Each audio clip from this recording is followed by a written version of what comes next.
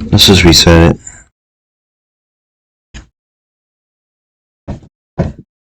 Last modified 2021.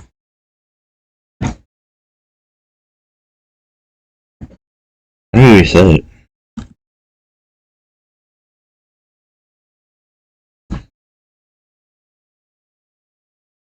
This is glitching out like crazy. Okay, I'm gonna reset this. Okay.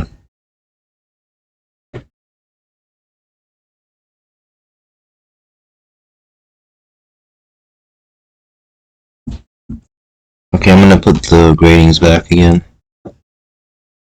Oh, it's like a ranking from worst to best. You know what? Okay. I'll do it this method actually. This seems like a cooler method. Okay, so here we go. We're gonna do it from worst to best lisp. Worst to best method. Okay.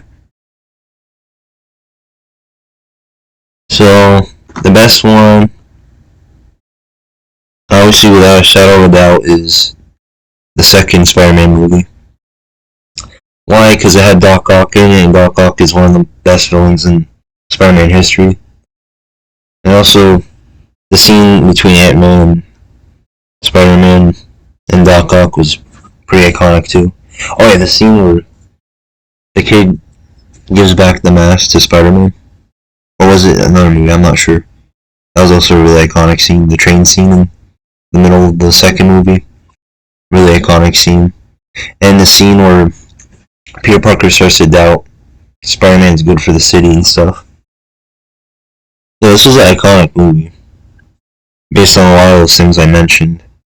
And also unforgettable characters, stuff like that. And this is the movie where we get to see the relationship between Peter and MJ really skyrocket a bit. Yeah. It's an interesting movie.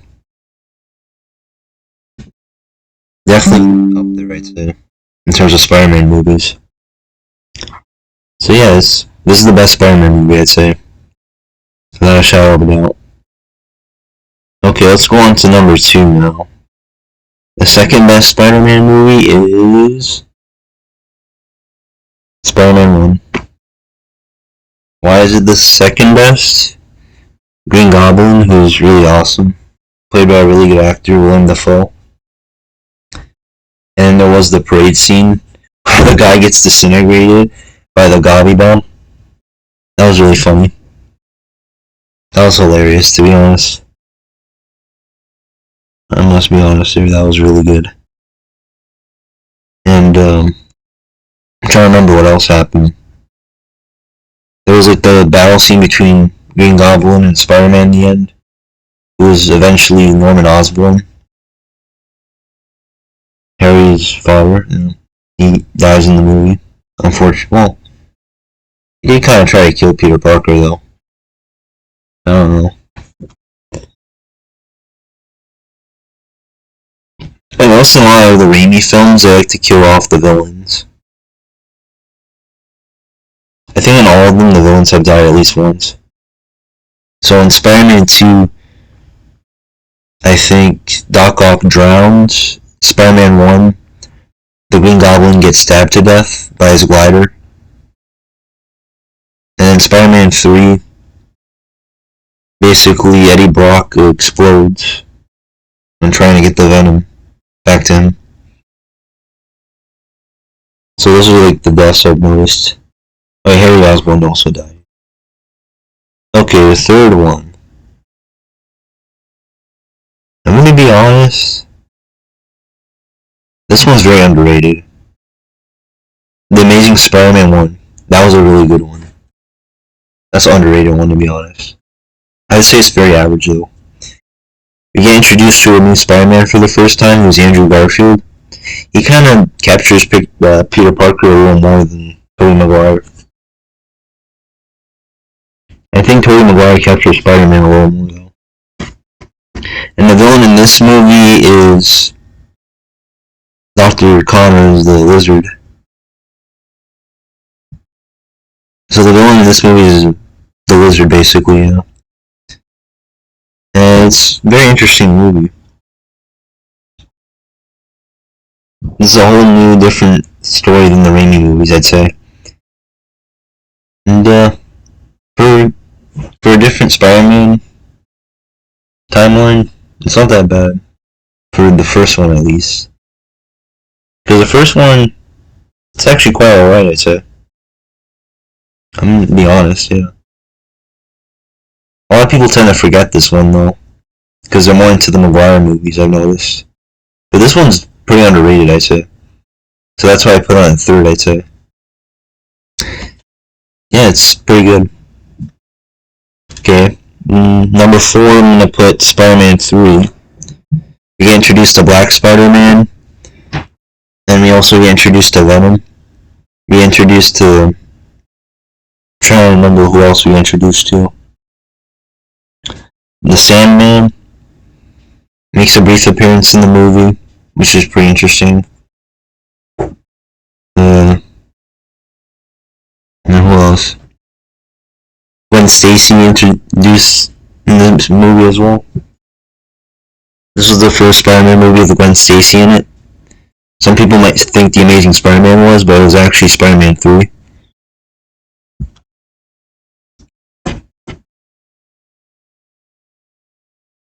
Let's see. What else? Yeah, it was alright. It was kind of the most forgettable Raimi movie, I'd say. But it was alright, I'd say. It wasn't as bad as, later Spider-Man movies. Oh no, here we go. Let's see. Okay. Number 5, I have Spider-Man Homecoming.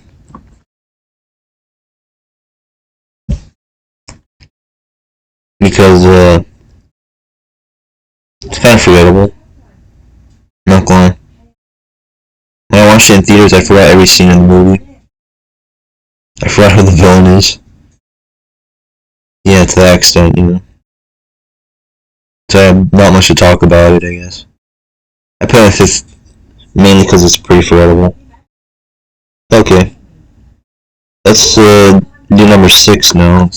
Shit responds. Gosh. Why is it like this? Okay.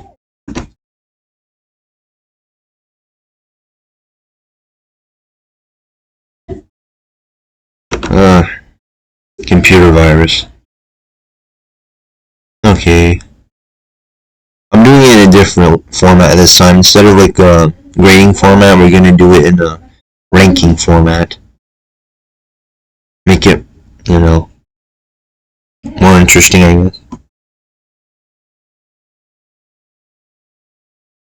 Let's see.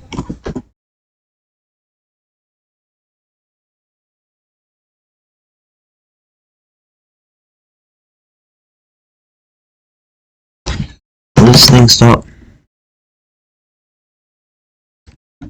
Okay. So number 6 is gonna be Homecoming. So, or no, it's Far From Home. Fuck, I forgot. Gosh. Anyways, it's Far From Home. Another forgettable one, to be honest. The villain's Mysterio. And, yeah, it's not really that interesting. It's not the worst one, though. There's an even worse one on this list. Basically, Peter Parker goes on a Europe trip or whatever. Stuff like that. And, basically, Mysterio follows him and then tries to sabotage his plans or whatever. It's kind of forgettable. I would say it's definitely one of the worst Spider-Man movies because not much really happens in this movie, not going. It's kind of just there, to be honest. So yeah.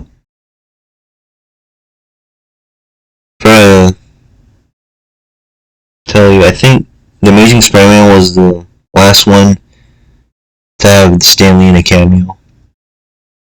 It might be another one, I'm not sure.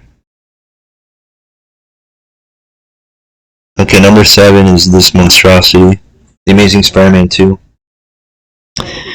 That movie sucks ass. It's so bad. Uh, Harry Osborn as a Green Goblin is just a laughing stock. Nothing like Norman Osborn in the first movie, not going. I think Max Dillon as Electro. Yeah, that was also pretty bad. This movie is kind of forgettable. Rhino in the end, they really messed up Rhino in the end. I swear, in this movie. Yeah, this movie sucks ass. This is definitely the worst Spider-Man movie. We all gotta admit. This movie sucks. I don't even like the Holland movies, but for a Garfield movie, this sucks ass. It's terrible. But there is some funny moments, like when Harry Osborn tries to sound intimidating. He sounds like a little squirrel. It's so funny. Yeah, yeah, that's my tier list. So first I have Spider-Man 2, obviously, great Spider-Man movie. Second I have Spider-Man 1, classic. Third I have Amazing Spider-Man 1, underrated. Fourth I have Spider-Man 3, oh, decent, meh. Fifth I had Homecomings, forgettable, eh. And sixth I had Spider-Man Far From Home, sucks ass. Seventh I have The Amazing Spider-Man 2, sucks. Yeah. And that's basically my tier list for the Spider-Man movies. Let me know your tier lists. Anyways, peace.